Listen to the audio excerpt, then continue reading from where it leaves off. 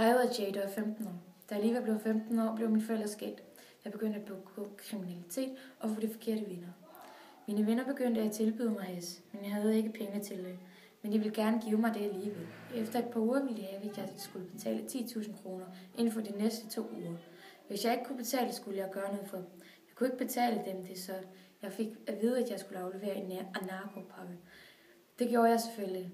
Da jeg var ved at aflevere det, blev jeg taget af en patruljevogn, som så os bytte narko og penge.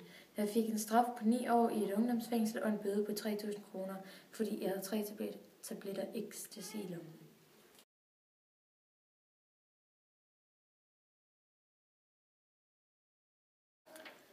Da jeg lige var blevet 15 år, blev mine forældre skilt. Jeg begyndte at begå kriminalitet og få de forkerte venner.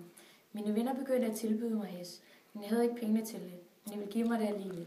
En dag kom min lærer hen til mig og spurgte, hvorfor jeg ikke havde været i skole i den hele sidste uge. Jeg svarede, at mine forældre blev skilt. Han sagde, at han havde set mig ryge i frikvarteret og ville have, at jeg gik med hen til kontoret. Der fandt de ud af, at jeg røg hash og ville have, at jeg skulle snakke med en unge rådgiver. Det hjalp mig, og jeg fik hjælp til at komme i den rigtige retning. Hvad er bedst, forebyggelse eller straf? Forebyggelse, fordi at jeg tænker, at straf det bare kan gøre det værre. Hvad er bedst, forebyggelse eller straf? Forebyggelse. Fordi det kommer så forud for, at det sker en handling. I stedet for straffen, det kommer bare efter, at der sker en handling.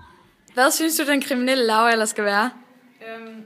Det ved jeg faktisk ikke. Jeg synes, den skal være lidt højere end den er nu. Fordi at når man er sådan 15, så er det sådan, så ved man ikke sådan helt, hvad det sådan vil sige, eller hvad man siger, at komme ind i fængslet.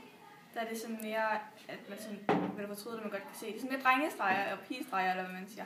Så jeg synes måske, at den skal op til sådan 19 eller 18, hvor man også bliver myndig, hvor man kan stemme og sådan noget.